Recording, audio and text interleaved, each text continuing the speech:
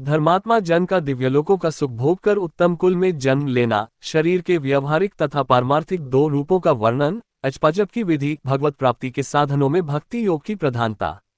गरुड़ उवाच। गरुड़ जी ने कहा, धर्मात्मा व्यक्ति स्वर्ग के भोगों को भोग कर पुनः निर्मल कुल में उत्पन्न होता है, इसलिए माता के गर्भ में उसकी उत्पत्ति कैसे होती है, इस विषय में बताए। हे करुणानिधे, पुण्यात्मा पुरुष इस देह के विषय में जिस प्रकार विचार करता है वह मैं सुनना चाहता हूँ, मुझे बताए। श्री भगवान उवाच। श्री भगवान ने कहा, हे तार्क्ष, तुमने ठीक पूछा है। मैं तुम्हें परम गोपनीय बात बताता हूँ जिसे जान लेने मात्र से मनुष्य सर्वज्ञ हो जाता है। पहले मैं तुम्हें शरीर के पारमार्थिक स्वरूप के विषय में बतलाता हूँ, जो ब्रह्मांड के गुणों से संपन्न है और योगियों के द्वारा करने योग्य है। इस पारमार्थिक शरीर में जिस प्रकार योगी लोग शतचक्र का चिंतन करते हैं, वह सब मुझसे सुनो। पुण्यात्मा जीव पवित्र आचरण करने वाले लक्ष्मी संपन्न गृहस्थों के घर में जैसे उत्पन्न होता है और उसके पिता तथा माता के विधान एवं नियम जिस प्रकार के होते हैं, उनके विषय में तुमसे कहता हूँ। स्त्रियों के ऋतुकाल में 4 दिन तक उनका त्याग कर देना चाहिए, अर्थात उनसे दूर रहना चाहिए। उतने समय तक उनका मुख भी नहीं देखना चाहिए, क्योंकि उस समय उनके शरीर में पाप का निवास रहता है। चौथे दिन वस्त्रों सहित स्नान करने के अनंतर वह नारी शुद्ध होती है तथा 1 सप्ताह के बाद पितरों एवं देवताओं के पूजन अर्चन तथा व्रत करने के योग्य होती है। 1 सप्ताह के मध्य में जो गर्भ धारण होता है, उससे मलिन वृत्ति वाली संतान का जन्म होता है। प्रायः ऋतुकाल के 8वें दिन गर्भाधान से पुत्र की उत्पत्ति होती है। ऋतुकाल के अनंतर युग्म सम रात्रियों में गर्भाधान होने से पुत्र और युग्म विषम रात्रियों में गर्भाधान से कन्या की उत्पत्ति होती है। इसलिए पूर्व की 7 रात्रियों को छोड़कर युग्म की रात्रियों में ही समागम करना चाहिए। स्त्रियों के रजोदर्शन से सामान्यतः 16 रात्रियों तक ऋतुकाल बताया गया है। 14वीं रात्रि को गर्भाधान होने पर गुणवान, भाग्यवान और धार्मिक पुत्र की उत्पत्ति होती है। प्राकृत जीवों सामान्य मनुष्यों को गर्भाधान के निमित्त उस रात्रि में गर्भाधान का अवसर प्राप्त नहीं होता। 5वें दिन स्त्री को मधुर भोजन करना चाहिए। कड़वा, खारा, तीखा तथा उष्ण भोजन से दूर रहना चाहिए, तब स्त्री का वह क्षेत्र गर्भाशय औषधि का पात्र हो जाता है और उसमें संस्थापित बीज अमृत की तरह सुरक्षित रहता है। उस औषधि क्षेत्र में बीज विपिन गर्भाधान करने वाला स्वामी अच्छे फल को प्राप्त करता है। तांबूल खाकर, पुष्प और श्रीखंड से युक्त होकर तथा पवित्र वस्त्र धारण करके मन में धार्मिक भावों को रखकर पुरुष को सुंदर शैया पर सवास करना चाहिए। गर्भाधान के समय पुरुष की मनोवृत्ति जिस प्रकार की होती है, उसी प्रकार के स्वभाव वाला जीव गर्भ में प्रविष्ट होता है। बीज का स्वरूप धारण करके चैतन्यांश पुरुष के शुक्र में स्थित रहता है। पुरुष की काम वासना, चित्तवृत्ति तथा शुक्र जब एकत्व को प्राप्त होते हैं, तब स्त्री के गर्भाशय में पुरुष द्रवित होता है। स्त्री के गर्भाशय में शुक्र और शोणित के संयोग से पिंड की उत्पत्ति होती है। गर्भ में आने वाला सुकृति पुत्र पिता माता को परम आनंद देने वाला होता है और उसके पुंसवन आदि समस्त संस्कार किए जाते हैं। पुण्यात्मा पुरुष ग्रहों की उच्च स्थिति में जन्म प्राप्त करता है। ऐसे पुत्र की उत्पत्ति के समय ब्राह्मण बहुत सारा धन प्राप्त करते हैं। वह पुत्र विद्या और विनय से संपन्न होकर पिता के घर में बढ़ता है और सत्पुरुषों के संसर्ग में सभी शास्त्रों में पांडित्य संपन्न हो जाता है। वह तरुणावस्था में दिव्य अंगना आदि का योग प्राप्त करता है और दानशील तथा धनी होता है। पूर्व में किए हुए तपस्या, तीर्थ सेवन आदि महापुण्यों के फल का उदय होने पर वह नित्य आत्मा और अनात्मा अर्थात परमात्मा और उससे भिन्न पदार्थों के विषय में विचार करने लगता है, जिससे उसे यह बोध होता है कि सांसारिक मनुष्य भ्रमवश रस्सी में सर्प के आरोप की भांति वस्तु अर्थात सच्चिदानंद ब्रह्म में अवस्तु अर्थात अज्ञानादि जगत प्रपंच का अध्यारोप करता है। तब अपवाद अर्थात मिथ्याज्ञान या ब्रह्मज्ञान के निराकरण से रस्सी में सर्प की भ्रांति के निराकरण पूर्वक रस्सी की वास्तविकता के ज्ञान के समान ब्रह्मरूपी सत्य वस्तु में अज्ञानादि जगत प्रपंच की मिथ्या प्रतीति के दूर हो जाने पर और ब्रह्मरूप सत्य वस्तु का सम्यक ज्ञान हो जाने पर वह उसी सच्चिदानंद ब्रह्म का चिंतन करने लगता है। सांसारिक पदार्थ रूप असत या अनात्म पदार्थों से अन्वित या संबद्ध होने वाले इस ब्रह्म के संग्रहित शुद्ध स्वरूप के सम्यक बोध के लिए मैं तुम्हें इसके साथ अन्वित या संबद्ध प्रतीत होने वाली पृथ्वी आदि अनात्म वर्ग के अर्थात पंचभूतों आदि के गुणों को बतलाता हूँ। पृथ्वी, जल, अग्नि, वायु तथा आकाश ये 5 स्थूलभूत कहे जाते हैं। ये शरीर इन्हीं 5 भूतों से बनता है, इसलिए 5 भौतिक कहलाता है। हे खगेश्वर, त्वचा, हड्डियां, नाड़ियां, रोम तथा मांस ये 5 भूमि के गुण हैं, यह मैंने तुम्हें बतलाया है। लार, मूत्र, वीर्य, मज्जा तथा 5वां रक्त ये 5 जल के गुण कहे गए हैं। अब तेज के गुणों को सुनो। हे तार्क्ष, योगियों के द्वारा सर्वत्र क्षुधा, तृषा, आलस्य, निद्रा और कांति ये 5 गुण तेज के कहे गए हैं। सिकुड़ना, दौड़ना, लांघना, फैलाना तथा चेष्टा करना, ये 5 गुण वायु के कहे गए हैं। घोष, शब्द, छिद्र, गांभीर्य, श्रवण और सर्वसंश्रय समस्त तत्वों को आश्रय प्रदान करना, ये 5 गुण तुम्हें प्रयत्नपूर्वक आकाश के जानने चाहिए। पूर्व जन्म के कर्मों से अधिवासित मन, बुद्धि, अहंकार और चित्त, यह अंतःकरण चतुष्टय कहा जाता है। श्रोत्र, कान, त्वक, जिह्वा, चक्षु, नेत्र, नासिका, ये ज्ञानेंद्रियां हैं तथा वाक, हाथ, पैर, गुदा और उपस्थ, ये कर्मेंद्रियां हैं। दिशा, वायु, सूर्य, प्रचेता और अश्विनी कुमार, ये ज्ञानेंद्रियों के तथा वहनी, इंद्र, विष्णु, मित्र तथा प्रजापति, ये कर्मेंद्रियों के देवता कहे गए हैं। देह के मध्य में इड़ा, पिंगला, सुषुम्ना, गांधारी, गजजिह्वा, पूषा, यशस्विनी, अलंबुषा, कुहू और शंखिनी, ये 10 प्रधान नाड़ियां स्थित हैं। प्राण, अपान, समान, उदान तथा व्यान, नाग, कूर्म, प्रिकल, देवदत्त और धनंजय, ये 10 वायु हैं। हृदय में प्राणु वायु, गुदा में अपान वायु, नाभिमंडल में समान वायु, कंठदेश में उदान वायु और संपूर्ण शरीर में व्यान वायु व्याप्त रहती है। उद्गार, डकार या वमन नागवायु हेतु है, जिसके द्वारा उन्मीलन होता है, वह कूर्मवायु कहा जाता है। प्रिकल नामक वायु क्षुधा, भूख को उद्दीप्त करता है। देवदत्त नामक वायु जम्भाई कराता है। सर्वव्यापी धनंजय वायु मृत्यु के पश्चात भी मृत शरीर को नहीं छोड़ता। ग्रास के रूप में खाया गया अन्न सभी प्राणियों के शरीर को पुष्ट करता है। उस पुष्टिकारक अन्न के सारांशभूत रस को व्यान नाम का वायु शरीर की सभी नाड़ियों में पहुंचाता है। उस वायु के द्वारा भुक्त आहार 2 भागों में विभक्त कर दिया जाता है। गुदा भाग में प्रविष्ट होकर सम्यक रूप से अन्न और जल को पृथक पृथक करके अग्नि के ऊपर जल और जल के ऊपर अन्न को करके अग्नि के नीचे वह प्राण वायु स्थित होकर उस अग्नि को धीरे धीरे धौंकता है। उसके द्वारा धौंके जाने पर अग्नि कीट मल और रस को पृथक पृथक कर देता है, तब वह व्यानवायु उस रस को संपूर्ण शरीर में पहुंचाता है। शरीर से पृथक किया गया कीट मल शरीर के कर्ण, नासिका आदि 12 छिद्रों से बाहर निकलता है। कान, आंख, नासिका, जिह्वा, नख, गुदा, गुप्तांग तथा शिराएं और समस्त शरीर में स्थित छिद्र एवं लोम, ये 12 मल के निवास स्थान हैं। जैसे सूर्य से प्रकाश प्राप्त करके प्राणी अपने अपने कर्मों में प्रवृत्त होते हैं, उसी प्रकार चैतन्यांश से सत्ता प्राप्त करके ये सभी वायु अपने अपने कर्म में प्रवृत्त होते हैं। हे खग, अब नर देह के 2 रूपों के विषय में सुनो, एक व्यवहारिक तथा दूसरा पारमार्थिक है। हे विंतासुत, व्यवहारिक शरीर में 3.5 करोड़ रोम, 7 लाख केश, 20 नख तथा 32 दांत सामान्यतः बताए गए हैं।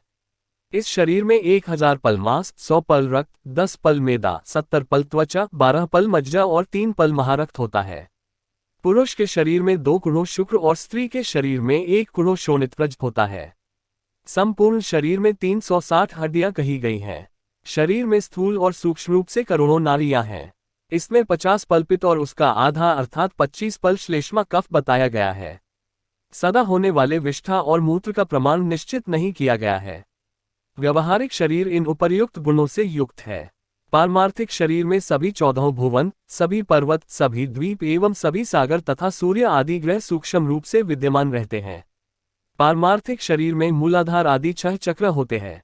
ब्रह्मांड में जो गुण कहे गए हैं वे सभी इस शरीर में स्थित हैं। योगियों के धारणास्पद उन गुणों को मैं बताता हूं, जिनकी भावना करने से जीव विराट स्वरूप का भागी हो जाता है। पैर के तलवे में तललोक तथा पैर के ऊपर वित्तलोक जानना चाहिए। इसी प्रकार जानू में सुतललोक और जांघों में महातल लोक जानना चाहिए।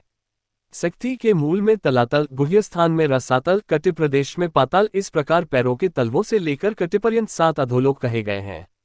नाभि के मध्य में भूरलोक, नाभि के ऊपर भूवरलोक, हृदय में स्वलोक, कंठ में महरलोक, मुख में जनलोक, ललाट में तपोलोक और ब्रह्मरंध्र में सत्यलोक स्थित है। इस प्रकार 14 लोक पारमार्थिक शरीर में स्थित हैं। त्रिकोण के मध्य में मेरु, आद्य कोण में मंदर, दाहिने कोण में कैलाश, वाम कोण में हिमाचल, ऊर्ध्वरेखा में निषद, दाहिनी ओर की रेखा में गंधमादन तथा बाईं ओर की रेखा में रमणाचल नामक पर्वत स्थित है। ये 7 कुल पर्वत इस पारमार्थिक शरीर में है। अस्थि में जम्बूद्वीप, मज्जा में शाकद्वीप, मांस में कुशद्वीप, शिराओं में क्रौंचद्वीप, त्वचा में शाल्मली द्वीप, रोम समूह में गोमेदद्वीप और नख में पुष्करद्वीप की स्थिति जाननी चाहिए। तत्पश्चात सागरों की स्थिति इस प्रकार है। हे विंतासुत, क्षार समुद्र मूत्र में, क्षीर सागर दूध में, सुरा का सागर श्लेष्म कफ में, घृत का सागर मज्जा में, रस का सागर शरीरस्थ रस में और दधिसागर रक्त में स्थित समझना चाहिए। स्वादुदक सागर को लंबिका स्थान कंठ के लटकते हुए भाग अथवा उपजिह्वा या काकल में समझना चाहिए। नाभ चक्र में सूर्य, बिंदु चक्र में चंद्रमा, नेत्रों में मंगल और हृदय में बुध को स्थित समझना चाहिए।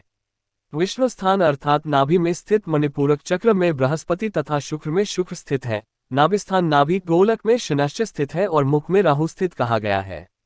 वायु स्थान में केतु स्थित है। इस प्रकार समस्त ग्रहमंडल इस पारमार्थिक शरीर में विद्यमान है। इस प्रकार अपने इस शरीर में समस्त ब्रह्मांड का चिंतन करना चाहिए।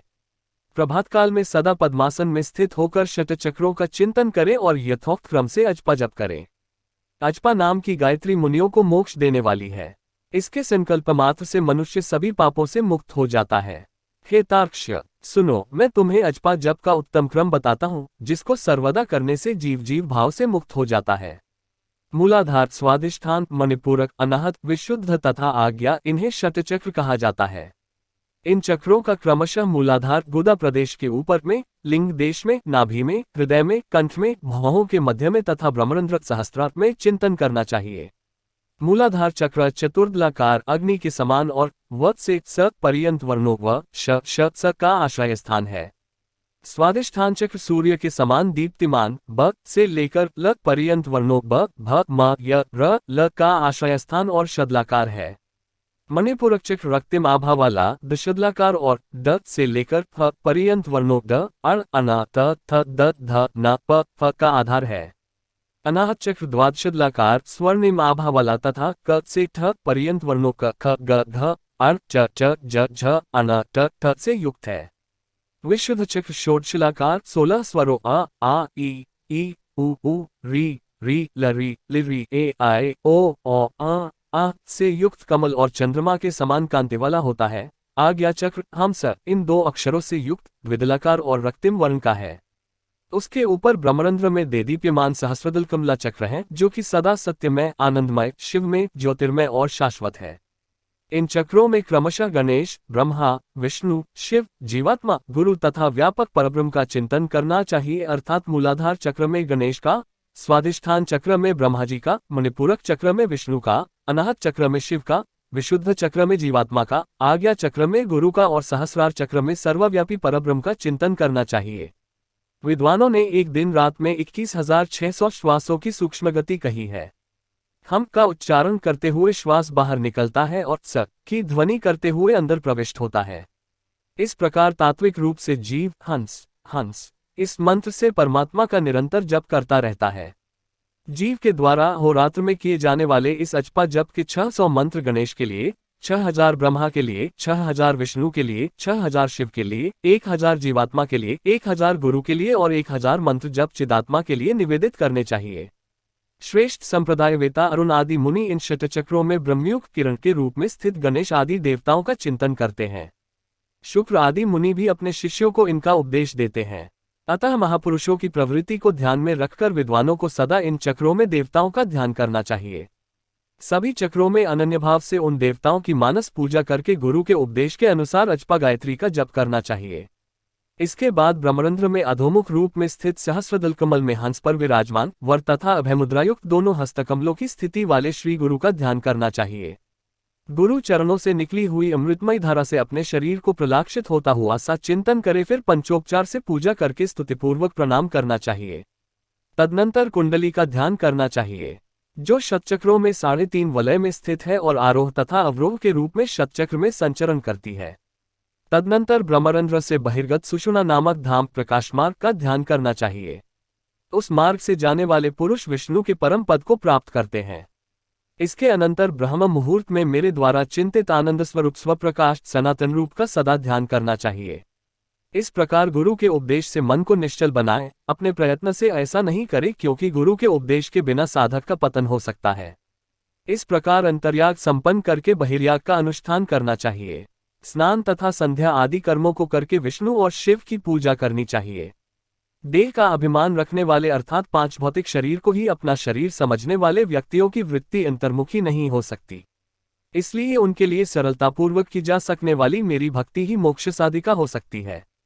यद्यपि तपस्या और योग साधना आदि भी मोक्ष के मार्ग हैं, तो भी इस संसार चक्र में फंसे हुए व्यक्तियों के उद्धार के लिए मेरा भक्ति मार्ग ही समीचीन उपाय है।